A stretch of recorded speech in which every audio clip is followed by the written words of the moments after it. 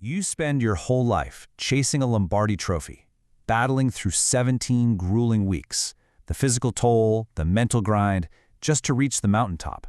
But the second the parade ends, a completely different nightmare begins. Right now, the defending champion Seattle Seahawks are finding out just how brutal the NFL's offseason machine really is.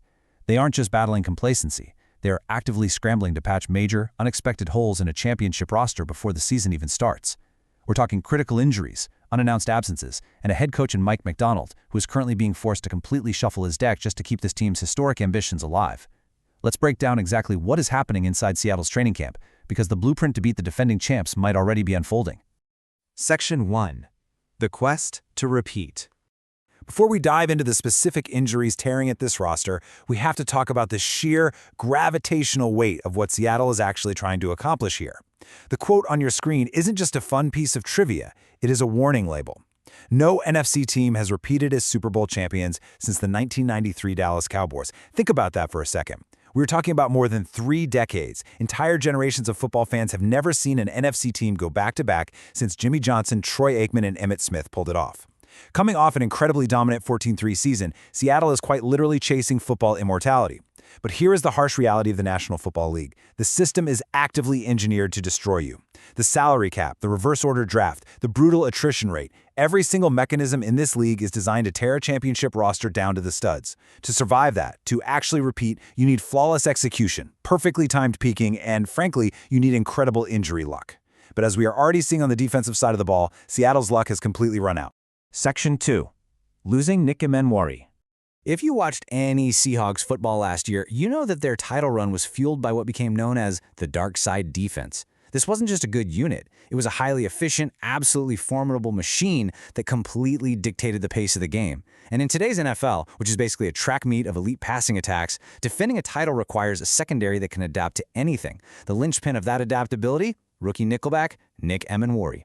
You see, the modern nickelback isn't just a backup corner anymore. It's arguably the most complex position on the field. Emmanwori was a dynamic, positionless erasure. He could shut down the middle of the field, blow up screen passes, and lock up shifty slot receivers one-on-one. He was the key that unlocked Mike Macdonald's entire aggressive scheme. But a sudden, major preseason setback has thrown an absolute wrench into the system, and the coaching staff is officially scrambling. Look at this recovery timeline. This is exactly what you never want to see in the middle of a title defense. Emmanwori had to undergo ankle surgery in early July. And yeah, after weeks of nerve-wracking uncertainty, he did finally exit his walking boot this August. But guys, shedding a walking boot is just step 1 of a massive uphill climb. He is completely ruled out for the entirety of the preseason, and his availability for week 1, it is completely up in the air. This isn't a video game. You can't just plug a guy back into a hyper-complex defensive scheme after he's missed literally all of training camp. The risk of blown coverages and miscommunications is just too high. Seattle is now in an absolute race against the clock. Section 3. 3 nickelback solutions. So what does a defensive mastermind like Mike Macdonald do when his skeleton key is injured? He has to Frankenstein the position. With Emmanwori out and star boundary corner Devin Witherspoon desperately needed on the outside, Macdonald is currently testing 3 very different profiles to patch this hole in the slot. It's like a massive tactical puzzle. First, you've got Noah Egbenogene. He is your veteran presence. He's the ideal plug-and-play solution for pass-heavy packages when you need sticky coverage against pure speed. But if a team comes out in heavy, run-first personnel, that's where D'Anthony Bell comes in. Bell is essentially a safety playing as a hybrid box linebacker. He is an absolute enforcer who will blow up the run. And then you have the wild card. Second-round pick Bud Clark. Clark brings that dynamic, high-ceiling athleticism and elite speed, but he's a rookie relying on raw instincts. Macdonald has to decide if he wants to mix and match these guys based on the down and distance, or if one of them can step up and claim the role outright. It's a dangerous game of musical chairs in the secondary. Section 4. Jadarian Price's absence. Now, while the defensive coaches are having sleepless nights over the secondary, the offense just had a massive heart attack of its own. For 2 days in camp, everyone was asking the exact same question. Where in the world is Jadarian Price? Context here is absolutely crucial.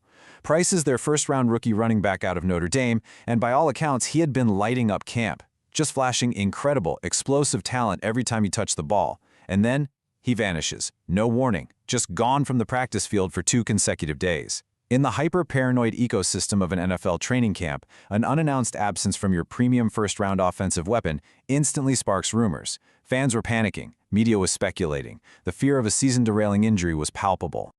Thankfully, Mike Macdonald finally stepped up to the podium and threw a massive bucket of cold water on the panic. He clarified that Price is merely dealing with typical camp leg soreness. The absence isn't serious at all, and the rookie is expected back in a few days. Disaster averted, right? Well, yes, but this scare actually exposed something fascinating. It highlighted just how unbelievably dependent the defending champions are on a rookie. The Seahawks' entire offensive scheme for this upcoming season deeply requires Price's specific dynamic skill set. They are banking on him being a day-one contributor. And they need him up to speed immediately because his college tape is ridiculous. Look at this number, 11. During his final year at Notre Dame, this kid rushed for 11 touchdowns. He racked up 674 yards on just 113 carries. And he was lethal catching passes out of the backfield. To average that kind of production means you aren't just a system running back. You are a multi-dimensional threat. He just has a nose for the end zone. The Seahawks didn't draft him to sit on the bench and learn. They drafted him to be an instant mismatch, a guy who can flip the field, create chunk yardage out of thin air, and keep this offense terrifyingly unpredictable. But here is the real reason why Jadarian Price's health is the hinge point of this entire offense. We have to talk about the elephant in the room, the off-season roster turnover. Seattle lost a massive, bruising piece of their identity when Kenneth Walker packed his bags and departed for the Kansas City Chiefs in free agency. Seeing Walker in Chiefs red is going to sting, but the reality is it changes everything for Seattle. Zach Charbonnet has completely stepped up to take the mantle as the primary rusher. He's earned it. But guys, surviving a 17-game gauntlet in the modern NFL with just one running back, that is a death sentence. A lead back like Charbonnet desperately needs a dynamic secondary option to keep the defense guessing, and more importantly, to keep his own legs fresh for a deep playoff run. Price has to be that guy. If his leg soreness lingers, or if he struggles to adapt, 100% of the backfield burden falls onto Charbonnet's shoulders, completely disrupting Seattle's offensive balance. Section 5. Ready for the opener? Which brings us to the ultimate reckoning. We can talk about training camp adjustments all day long, but will this defense actually be ready for Week 1? Can this patched-together three-headed monster of Igbenogany, Bell, and Clark survive in the slot without Nick Emmanwori? Because make no mistake, opposing offensive coordinators are absolutely ruthless. They are circling that nickel position on their whiteboards right now. They're going to scheme up ways to isolate those replacements with elite, top-tier passing attacks. If those three guys fail to hold the line, the dark side defense is going to bleed passing yards underneath all season long. And there is zero runway to figure this out. No grace period.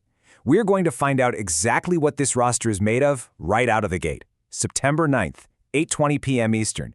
The Seahawks launched their historic title defense under the brightest primetime lights imaginable with a massive Super Bowl rematch against the New England Patriots. Every single tactical adjustment, every rookie expectation, and every patched-together solution in that secondary will be violently tested on day one. Will Mike Macdonald's adjustments hold the line, or will the sheer crushing weight of that 33-year NFC curse crack the foundation of this title defense before it even really begins? What do you think? Drop your predictions in the comments below.